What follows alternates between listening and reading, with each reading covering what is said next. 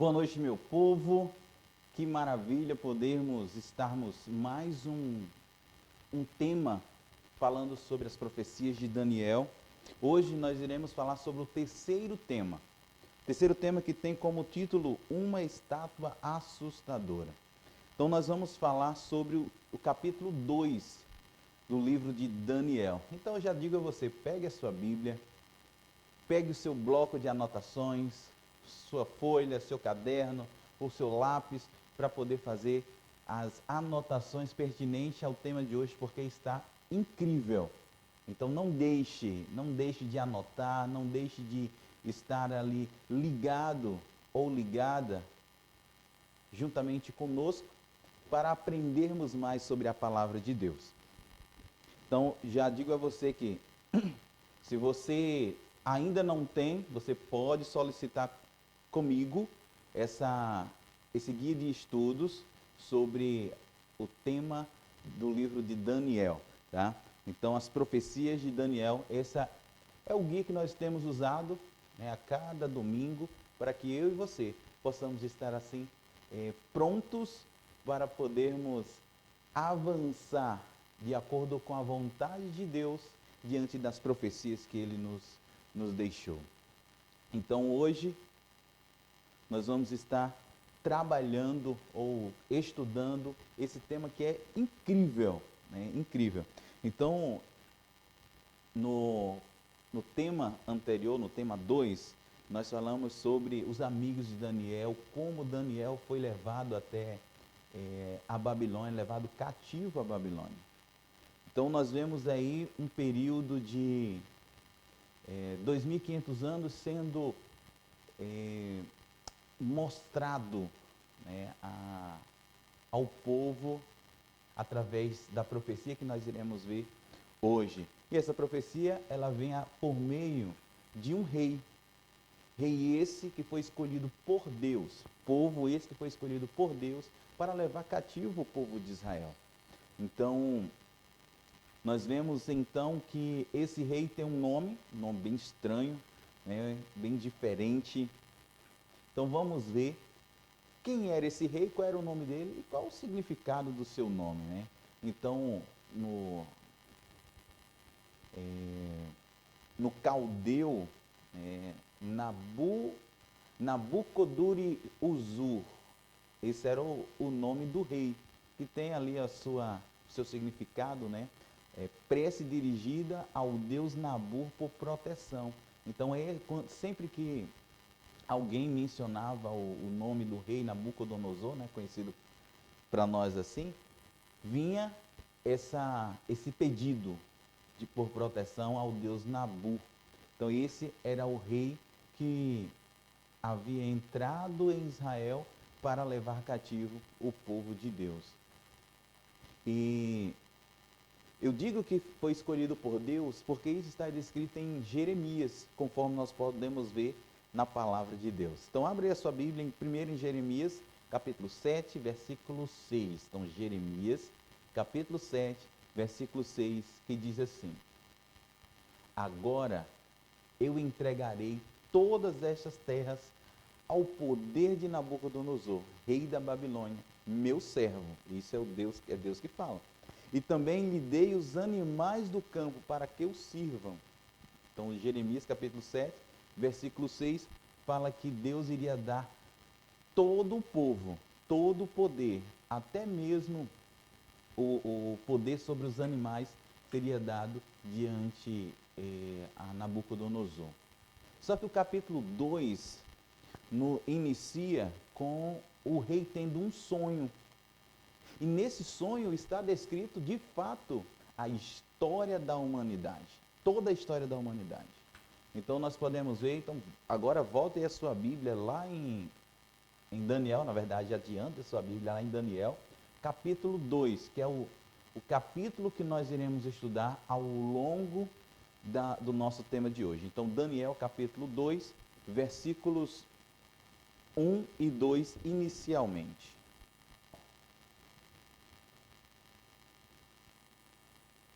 Então abre aí a sua Bíblia, eu vou abrir a minha aqui também.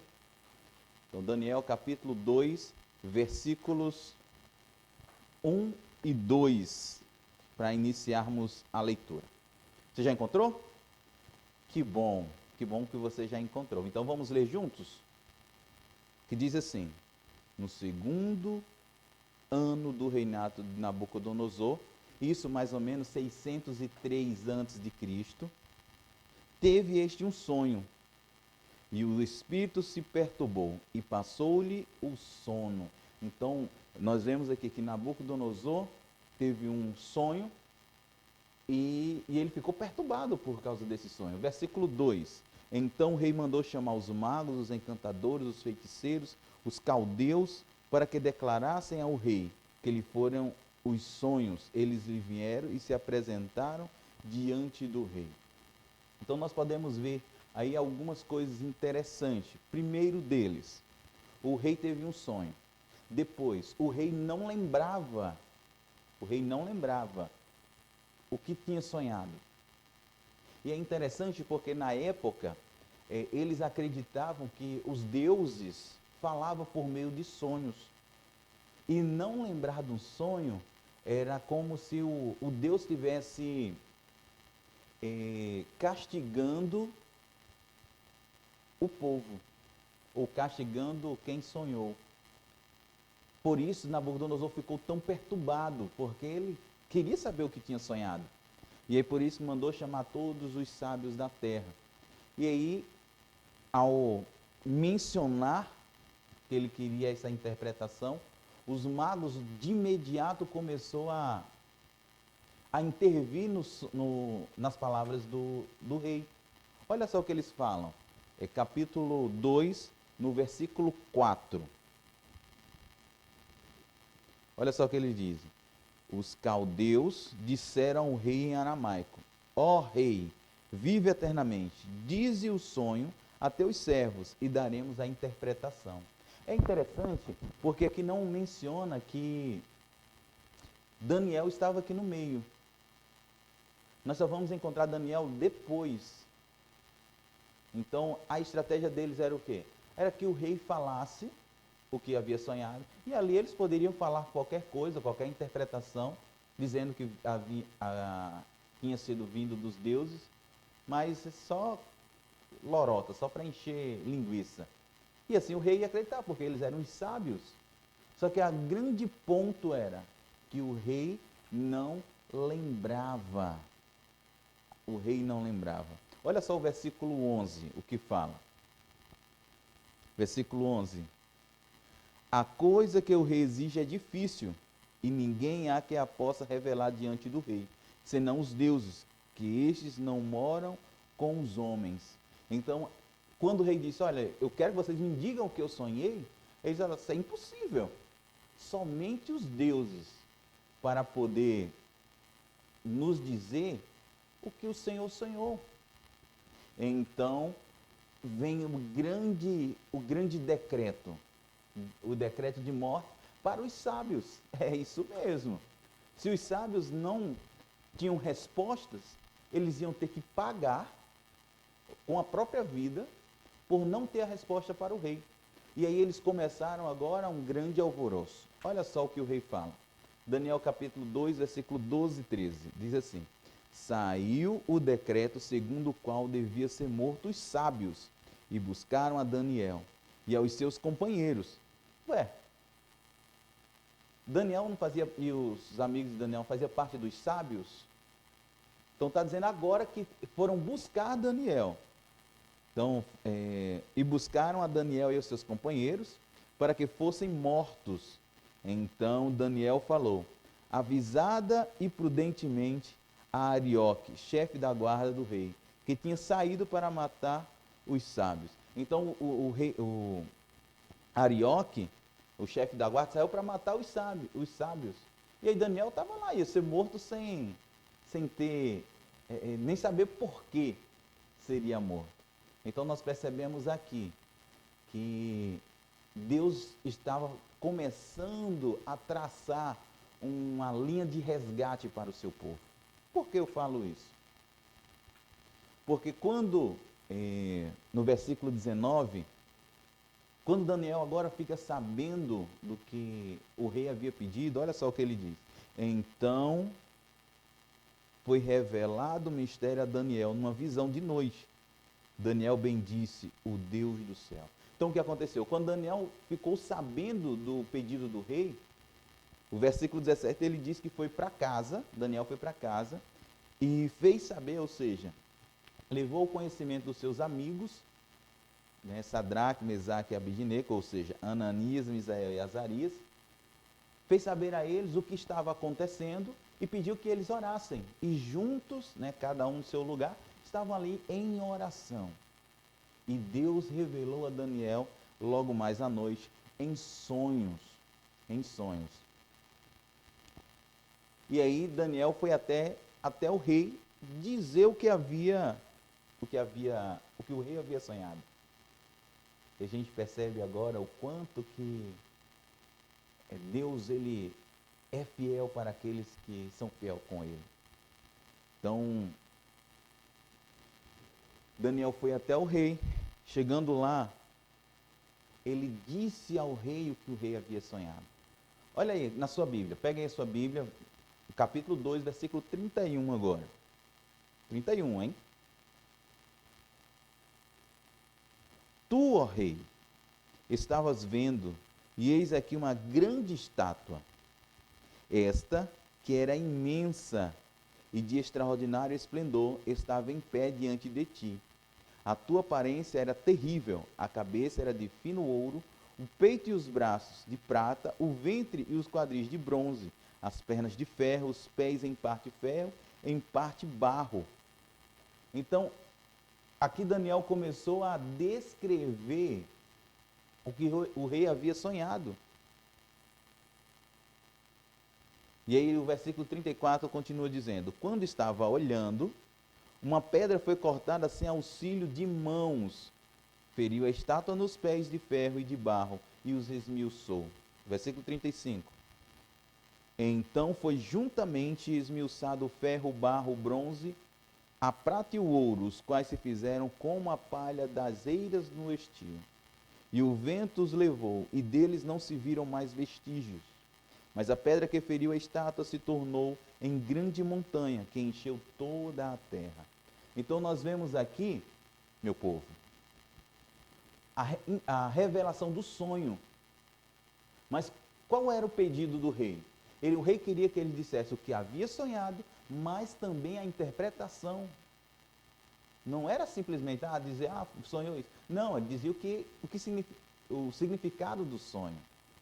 E aí no versículo 36, Daniel diz: este é o sonho, e também a sua interpretação daremos ao rei. Uma coisa que me chama a atenção aqui é nessa palavra, daremos. Porque Daniel estava sozinho, estava conversando com o rei sozinho. E ele fala daremos. Por que ele diz daremos? Porque ele não pega para si a questão da revelação. Ele faz alusão a Deus, porque foi Deus quem deu a ele. Então nós podemos perceber aí, versículo 38, diz que Babilônia é a cabeça de ouro. No versículo 39, diz que depois dele, depois do ouro era o quê? Era a prata. Se levantará outro reino inferior ao de Babilônia. E aí, ainda no versículo 39, ele diz: e um terceiro reino de bronze, o qual terá domínio sobre toda a terra. Interessante que os dois anteriores, né, o Babilônia e o reino de prata, não fala que ele teria domínio sobre toda a terra, mas o de bronze sim, teria esse domínio. O versículo 40 diz: o quarto reino será que... O quarto reino será que quebra todas as coisas. Ou seja, seria forte como ferro. E então a gente entra agora na história. Porque eu costumo dizer o seguinte: a história é o lugar onde a profecia se cumpre. Então é na história que nós descobrimos o que a profecia queria nos dizer. Então a gente precisa ir para a história para poder entender em cada momento o que aconteceu de acordo com a profecia. E aí nós, indo para a história, nós chegamos no ano 605. 605. Então, foi um momento, o ano em que Israel foi invadido, Daniel e seus amigos foram levados cativos para a Babilônia. E ali, o rei começa então a ter o domínio sobre Israel, sobre o povo de Israel. E aí passa ali o período, chegando em 539, onde em uma grande festa, Belsazar estava ali comemorando, adorando e dedicando as vitórias das guerras, né, aos seus deuses. Aquela grande e interessante história quando começa a aparecer uma mão na parede, escrevendo, como está descrito em Daniel capítulo 5, versículo 24 e 25. Então, da parte dele, foi enviada aquela mão que traçou esta escritura. Esta, pois, é a escritura que se traçou, Mene, Mene, Tekel e Parsim. Então, para a gente entender o que aquela escritura estava querendo dizer, nós precisamos traduzir o que dizia essas palavras. E Mene quer dizer o seguinte: contou Deus o teu reino e deu cabo dele. Tekel, pesado foste na balança e achado em falta. E Pérez, dividido foi o teu reino e dado aos medos e aos persas. Então aqui Deus já estava dando a sentença de Babilônia. E naquele mesmo dia, o imperador Ciro, em aproximadamente 13 de outubro de 539, o imperador Ciro invadiu Babilônia por meio do rio Eufrates, fazendo secar o rio Eufrates e entrando por debaixo do grande muro por onde passava o rio. Mas como eles estavam na festa, não perceberam. E Ciro com seu exército entrou e matou a grande maioria, deixando alguns, entre eles Daniel. Então, chegou o período 539 a.C., chegou o período do peito de prata, onde veio os medos e persas, né, os medo-persas, e tomaram a Babilônia. Dando continuidade, então, os medo-persas, eles reinaram de 539 até 331. Por que 331? Porque em 331 veio o grande conhecido Alexandre com todo o seu exército. E em três ocasiões, ele batalhou contra os medo-persas. Ele batalhou durante essas três grandes batalhas, tendo o seu ápice em 331, quando ele conquistou de uma vez por toda a região que compreendia de domínio dos medo-persas. Então nós tivemos a cabeça de ouro, que era a Babilônia, nós tivemos o peito de prata, né, e os braços de prata, que eram os medo-persas, e também agora o ventre de bronze, que é compreendido pela Grécia. E a Grécia teve ali o seu ápice em 331 e reinou até 168 a.C. Então, um período bem considerável de tempo, onde Alexandre o Grande teve ali o seu império todo dominado. E como o versículo falou, esse foi a primeira vez que um único imperador conseguiu dominar todo o mundo. Ele teve o domínio de todo o mundo. E aí, dando continuidade à história, em 168 a.C., sabe o que aconteceu? O Império Romano, ele começa a despontar. Mas despontar como? Ele começa agora a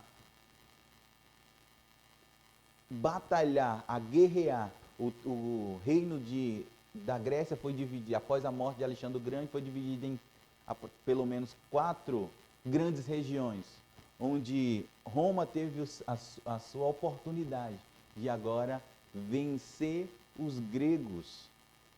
E de 168 até 476, agora depois de Cristo, da nossa era, os romanos tiveram o domínio total, passando aí por duas fases. O Império Romano, na sua fase imperial e logo depois na sua fase religiosa. Então nós percebemos aí que veio a Babilônia, a cabeça de ouro, veio os Medo-Persas, peito e braços de prata, veio a Grécia, o ventre de bronze, e agora as pernas de ferro. E foi assim conhecido por muitos historiadores, onde Roma havia dominado, havia governado com mão de ferro. Foi assim conhecido o período. Então, para quem então Roma havia perdido? Porque a gente vê uma sucessão de vitórias. Os Medo-Persas ganharam da Babilônia, a Grécia ganhou dos Medo-Persas, a Roma ganhou dos gregos. Mas quem ganhou da Roma? Perdeu para quem?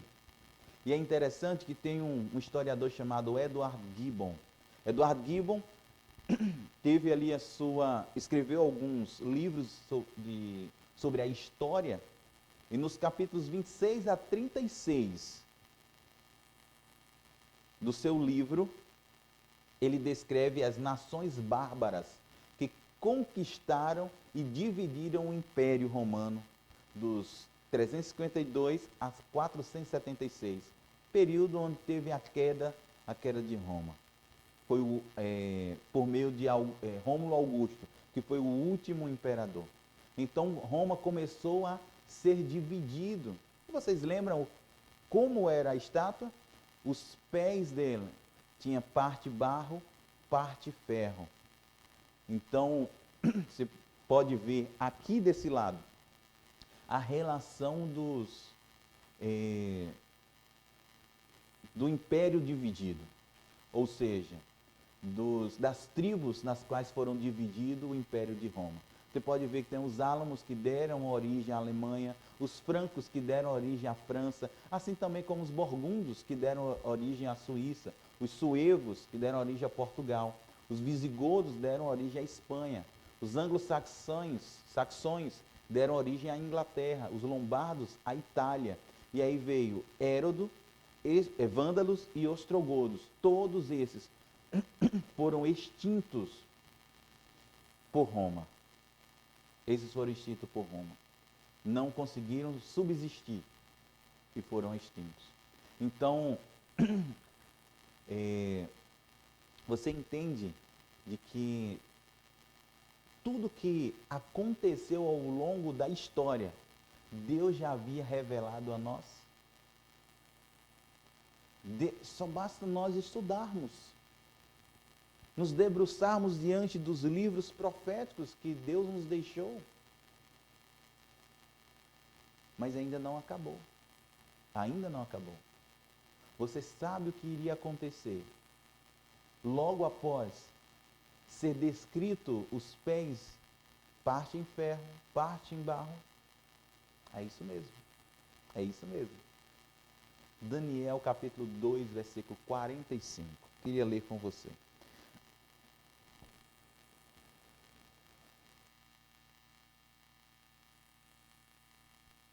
Diz assim: como viste que do monte foi cortada uma pedra, sem auxílio de mãos, a ela esmiuçou o ferro, o bronze, o barro, a prata e o ouro. O grande Deus fez saber ao rei o que há de ser futuramente. Certo é o sonho e fiel a sua interpretação. Você sabe o que quer dizer essa pedra? Vários historiadores, vários teólogos faz alusão a essa pedra. É isso mesmo, a volta de Jesus. Onde essa pedra iria destruir todos esses reinos. Eles não voltariam mais a existir. E de uma vez por todas, aquela pedra se tornaria uma grande montanha. E o reino que seria eterno, tornaria-se um reino que seria eterno. Martinho Lutero, um dos reformadores da igreja, ele confirma, de acordo com os estudos dele, isso lá no século XVI, ele confirma de que as pernas de ferro era de fato Roma, e os pés de barro, parte de ferro, também seriam ali a Roma dividida, ou seja, a Europa que nós conhecemos hoje. E a pedra cortada sem auxílio de mão era sim a volta de Jesus.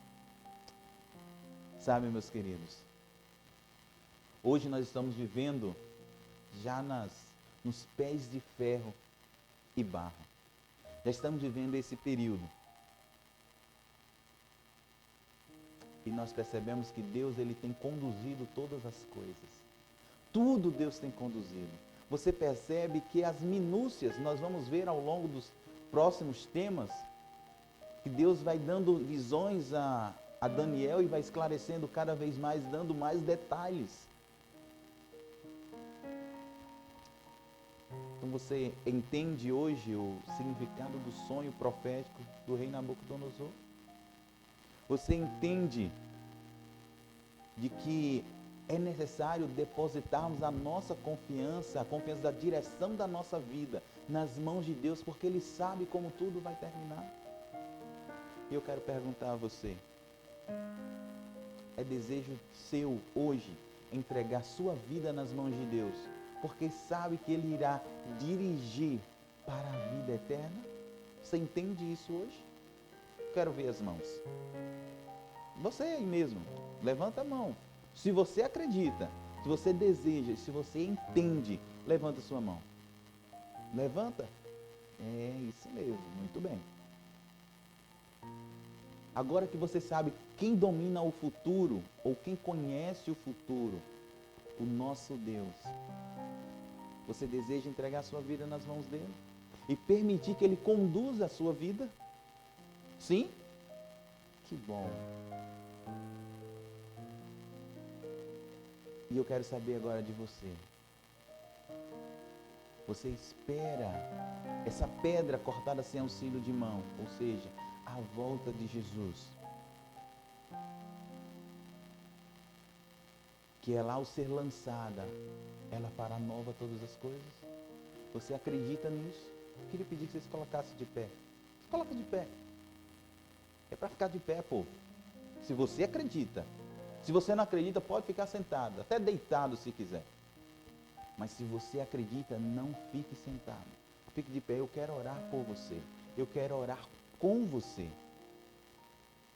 Feche seus olhos. E vamos falar com Deus. Querido Deus e Pai, aqui estamos de pé. Simples símbolo, demonstrando que nós acreditamos, Pai querido, que o Senhor conduz todas as coisas. Obrigado, Pai querido. Obrigado porque o Senhor nunca nos abandona, o Senhor nunca nos deixa à mercê. O Senhor conhece todas as coisas, conhece o futuro e mesmo assim não nos deixa à mercê da nossa própria dúvida. Pai querido, nos ajude a aceitar e a acreditar que o Senhor deseja conduzir a nossa vida, porque o Senhor sabe como tudo vai terminar.